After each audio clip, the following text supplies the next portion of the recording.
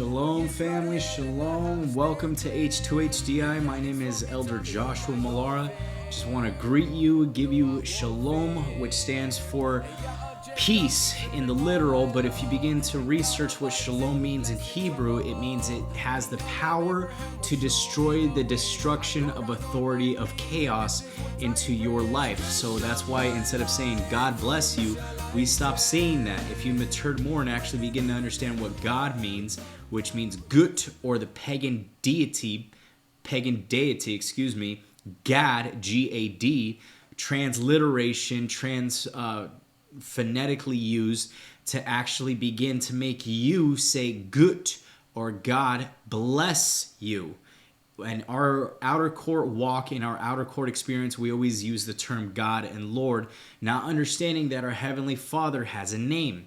His name is Yahuah. His name is not Lord, because we've been reading from transliteration that he says in scriptures, in Hosea, in Isaiah, I am the Lord, that is my name. That's hermeneutically incorrect, because hermeneutics, if you study it, which is the art and science of biblical interpretation, you begin to see that there's a lot of loopholes saying that there is no other Savior but the Lord. That's a half-truth, but that's not the full truth. The full truth is that the Father blotted out his name and only began to give it to those who were initiated from the realm of the sacred secrets into being manifested. Here we are today. That's why one of the prayers is you have to understand, and you got to grow up and mature into, is ask yourself, are you really called out? Are you really kadosh for the sake of the kingdom of our Father? Because there's a difference between being called out, and then there's a difference between just being called by like everyone else. Because we read the scriptures, we sing the songs, he called me by name. But yet, if you understand in your maturity, many are called, few are chosen, and the least endure to the end that shall be saved. So we're going to continue on. Just want to thank you, welcome you all to H2HDI. My name once again is Elder Joshua Malara. If you're watching this for the first time, get your pens, your papers ready for notes. We're going to go over something that we've been going over, which is the Tabernacle of Moses. When you begin to touch this topic, it's not something that you can say is, oh, I'm going to preach it from this style, I'm going to preach it from Christology or soteriology. No, you got to you got to get that mindset out, because if you begin to use those outer court realities and try to put it into something spiritual, you're going to lose your identity. Hear me out. The reason why is because if you're going to start seeing yourself born from flesh, then you have no inheritance within the kingdom of our Father, because carnality is enmity between us and the Father. So if you're going to identify as flesh, you're not going to enter into this into the realm of the Ruach, the realm of spirit. You're going to have an identity crisis. You're saying, Father, why am I going right here? If I was born in the flesh, I'm having a spiritual experience. That's what the world says. But the Father says, no, before the foundations of the world, the Lamb was slain. You were there with me before. You are first born of spirit, but you're having a human encounter here on this earth. That's how you got to see your identity. Seated in heavenly places at the right hand of the Father.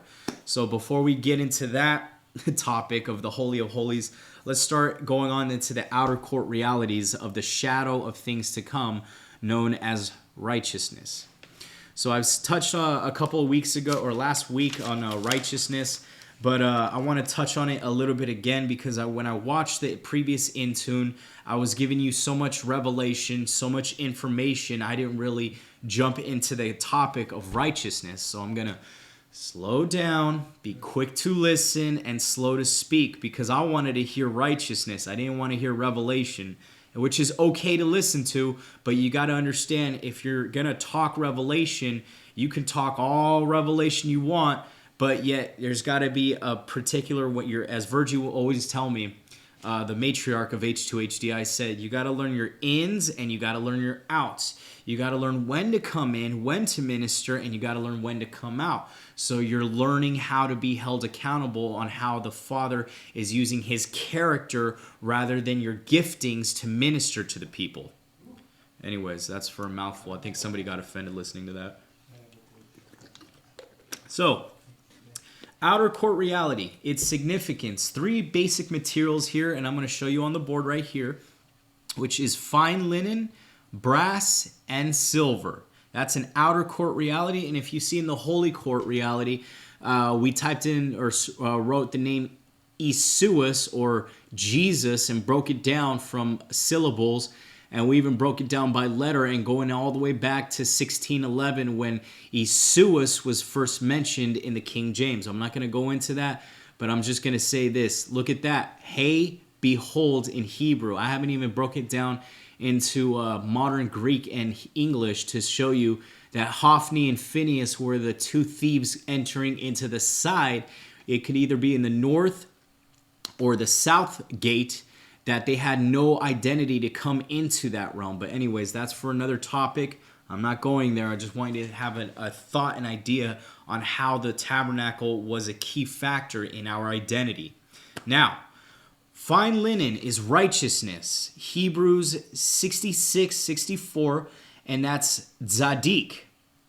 The next word right there, and I'm going to write these on the lower third for everyone to see. The next word that's equivalated next to righteousness is king, which is Hebrews 44:28. And if you put king and righteousness together, you have Melchizedek. Okay. So you thought I was going to go into the 12 tribes, which I probably will, in regards, and I'll show you how it's going to be mapped in the tabernacle of Moses. But I'm not trying to go into the tribes just yet. I want you to have a mindset that this is a type and shadow of things to come. The whole synopsis of the tabernacle is the Mashiach, or in Greek, Christ be formed in you. But yet it's a beaten work for the Mashiach to be formed in you. Because this form right here, this is the earthen vessel, the shadow, if you will, the flesh is the shadow of the Mashiach being formed in you. If you're not allowing the beaten work of the Father, we call it here in H2HDI the process of beating your suke out and allowing your nefesh to enter in, you might have another strong soul identity that's causing you not to enter into the realm of the Holy of Holies, but you're staying in the realm of the soul. There was a song that used to be sung back in the day. It's called I'm a Soul Man. And it was a good song. It was a truthful song because the man was a soul man, but he never entered into the Holy of Holies. Here's why.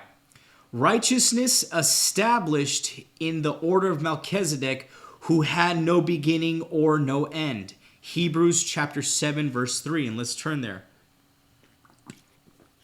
So in the outer court, the type and shadow of things to come, we receive the righteousness by bringing in animal sacrifices. They can range from bulls, they can range from sheep or lamb, and they can range from pigeons.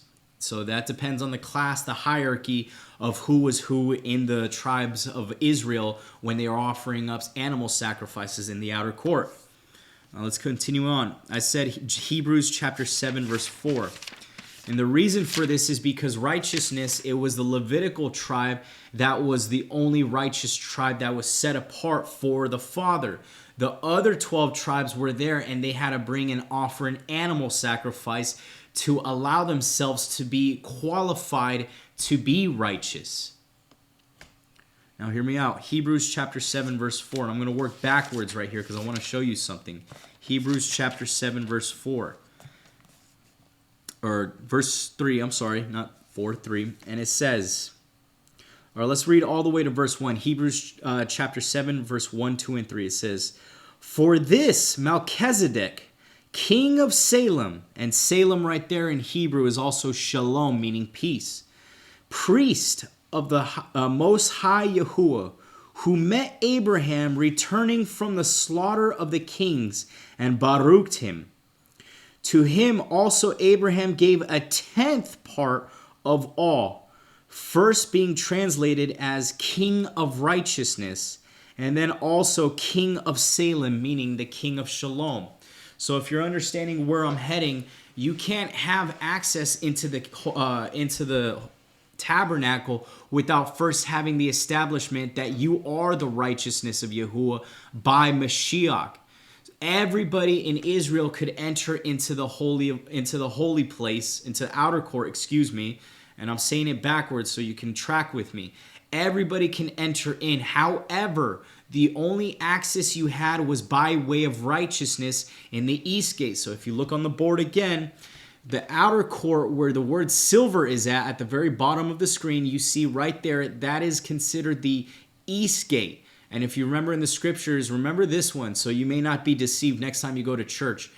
As far as the east is from the west, so I have removed your transgression. The Father wanted to see you in his righteousness. He doesn't want to see you as a sinner. Because if you're going to see yourself continuously as a sinner, you're going to stay in the outer court realm with the believing believers and non-believing believers. Meaning there are those who go to church on Sunday, are called Christian, and yet they believe the word to a certain extent, but they don't believe it in the fullness because they're still battling tithes and offerings.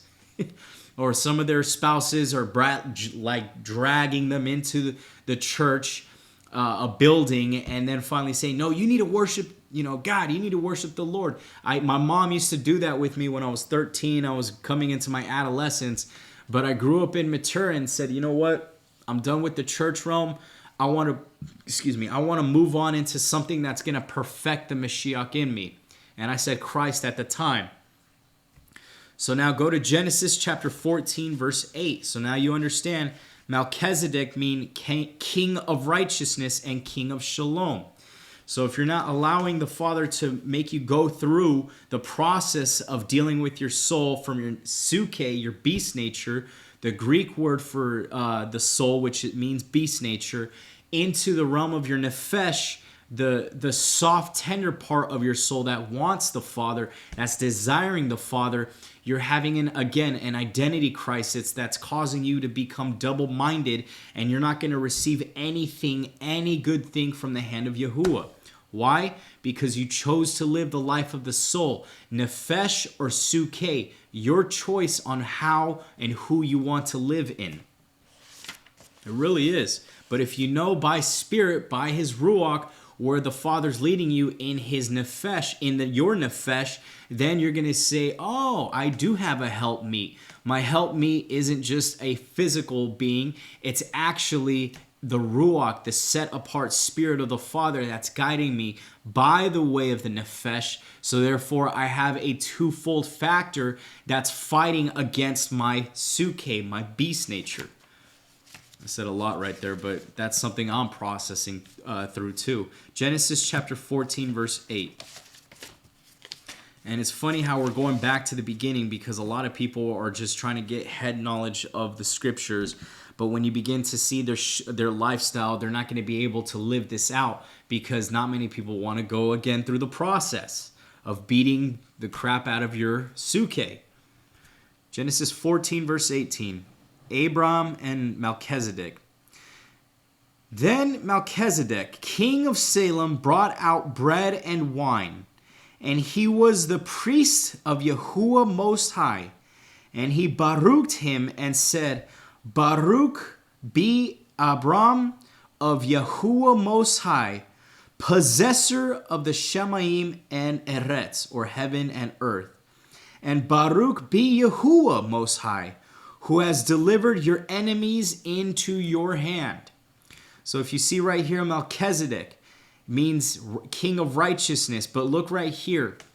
The reason why I'm emphasizing Melchizedek is because Melchizedek didn't have a genealogy like most of the prophets did, like most of the priests did, most of the Sadducees and Pharisees did.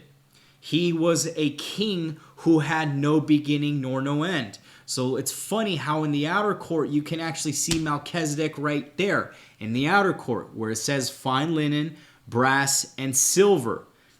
But if you look in the Holy of Holies, he actually came from that realm because he had no beginning nor no end. So what does that mean? Meaning he was from the realm of eternity, the realm of covenant that the Father sent him. And he says, Melchizedek, king of shalom, the Malek, and the king also means messenger in Hebrew, which is Hebrews 44:28, king and messenger.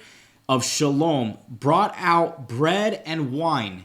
So now in our teaching in the tabernacle, the bread and wine, you're going to start seeing that come into play more at the table of showbread, where you see the name Isuus. On the right-hand side, that's where the table of showbread is at, where it says sus or sus, meaning horse.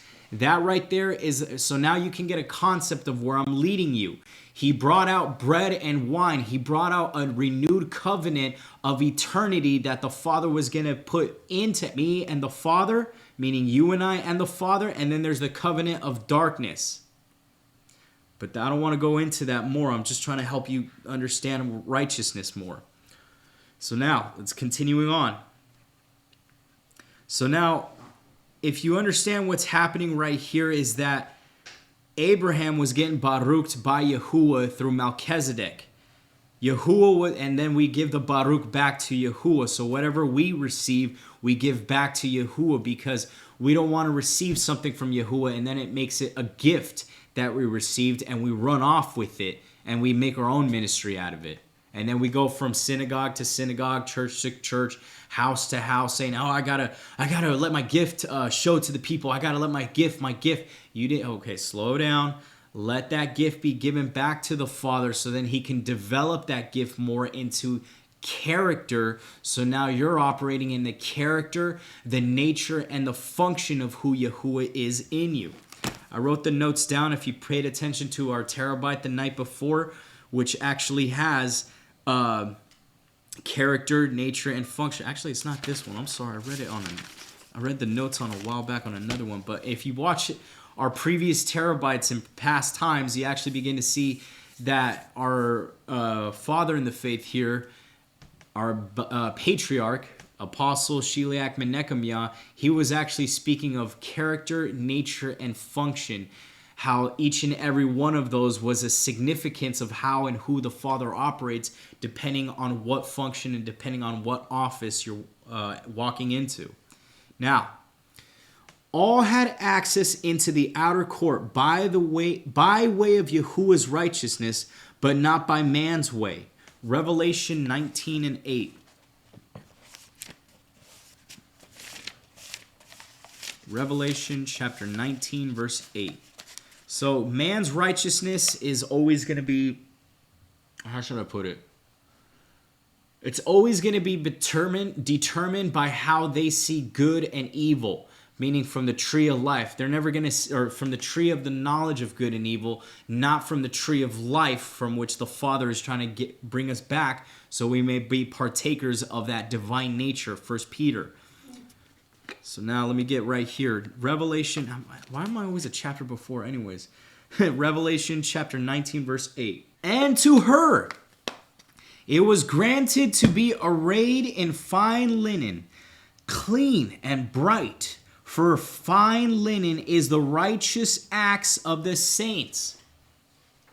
My favorite memory verse. The memory of the righteous is Baruch. The name of the wicked shall rot. So now if you're going to identify yourself and clothe yourself in white linen and white righteousness, you're identifying yourself as the key. That's the access that the Father has given us by way of righteousness to enter into the tabernacle of where He's leading us. But it's already in you. It's Mashiach in you. The token of His glory, the weight, the kabod of His glory is already in you. So now the nefesh was to be the renewed covenant identity of our sonship that was only allowed access into the tabernacle. So remember what I said, the suke is the beast nature, the nefesh is the Hebraic nature, the function of the Father of where we're drawing closer to Him, we're wooing Him, we're romanticizing Yahuah in our prayer, in our lifestyle. Nefesh in Hebrew is 53:15, which means soul, living being, life, the character of that being. Oh, so now every gift, every fruit, every seed is in the realm. It's already planted in the nefesh realm. It just has to be germinated by the dung, the manure. Many are the afflictions of the righteous, but Yah is quick to deliver them. out of them all. So now if you consider yourself righteous, you're going to have to stop being babied by the, Yahuah is El Shaddai, but you got to learn how to stop relying on the breasty one and start walking and shoe leathering out what he's saying. Stop relying on mom. Stop relying on dad. Stop relying on spiritual mama. Stop relying on spiritual papa to help you. It's Yahuah that's going to help you. It's like Apostle said a couple of Sabbaths ago. Yahuah likes to. No, I'm sorry. It was Pops and it was Virgie that told me. Yahuah likes to play. It's like a game of tag with him. He tags you, and then now you're chasing after him. But every time you're about to chase him and touch him, he's 1 inch away further than you. But that's the pursuit of where he has you. He's saying, no. Now you got eyes on me, and I got eyes on you. But keep coming, because right now you're being through. You are going through the promise, the process, the preparation for his performance of the promise that was what you were going through in the process to be performed in front of a multitude of people. That's why Acts 17:28, and I'm going to end it right here, says, and Isha has said this before, and I'm going to say it like this as a son, because this is really prevalent today. Acts 17 verse 28, and it says, "For in Yahuah we live and move and have our being, as also some of your poets have said, for we are also his offspring." And some of those poets are actually the Greek philosophers in that time. If you actually take a look into the historical, a lot of Greek philosophers were manifesting, and that's why they called them poets. So a wise man could cover the matter and actually say they were poets before they were ever intellectual scholars. You start going by the way of intellect, knowledge will puff up, and you will miss your movement and how you live and move and have your being in Yahuah. So until we see each other again, just want to thank you, welcome you all to H2HDI. Don't forget to hit the like, the share button, and subscribe for more content, such as TerrorBites, hosted by Sheliak Apostle Robert Gonzalez, where he encourages you how to become a threat, a terror, and a revenger to the kingdom of darkness. That was found in the book of Romans chapter 13, verse 3. We also have our Let Isha Speak series by our beloved matriarch, Virginia Betula Gonzalez. And every time she speaks, open up your spirit, get your pens, your papers ready for notes, because some of the secrets that she has said in that were hidden for you and I to dissect and read and research to become what she was saying today. So until we see each other again, and we also have our Sabbath live stream every Saturday from 12 p.m. to 1 p.m. Get your pens, your papers ready for notes. Thank you for all the saints that prayed in regards to our technical difficulties we're having. I put myself on blast saying, excuse me, blah, blah, blah, so on and so forth. But by your prayers, it was answered, and now we have a better live stream. Now let's continue to pray for better camera and quality equipment, because that's what I'm getting at right now. So now we can live stream with no buffeting, buffeting, what was the other word? It's two B's, buffeting and buffering. That's the word. But also, if you want to know more about your identity in Mashiach, in Yahuah, and in the set apart, and for the Ruach Kadosh to train you, equip you, we have our Tabernacle notes for sale, which is, you can email me at bettobetministries@yahoo.com.